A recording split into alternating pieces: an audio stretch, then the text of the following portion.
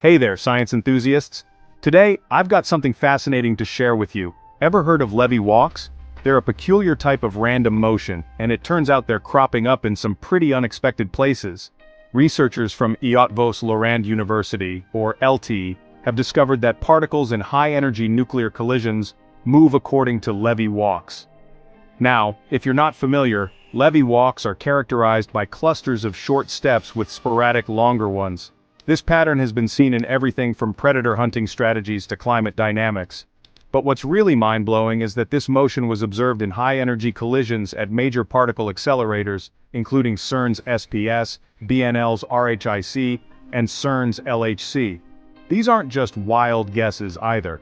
The findings were backed up by simulations and experimental data. And guess what? The researchers confirmed that the distribution of particle positions doesn't follow the standard normal Gaussian distribution we'd expect. Instead, it aligns with a slowly decaying Lévy-stable distribution. This discovery draws some pretty cool parallels between nuclear physics and other scientific fields like biology and economics. Now, you might be wondering why this matters. Well, it has significant implications for femtoscopy. That's a subfield of heavy ion physics focusing on the spatiotemporal structure of nuclear collisions at the femtosecond scale. These new findings could direct future experimental research by shedding light on the origins of Lévy distributions.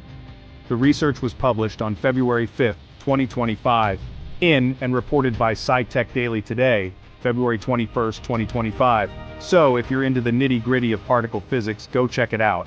And that's a wrap. If you enjoyed this video, don't forget to like, subscribe, and hit that bell icon for more intriguing science content. Stay curious, my friends.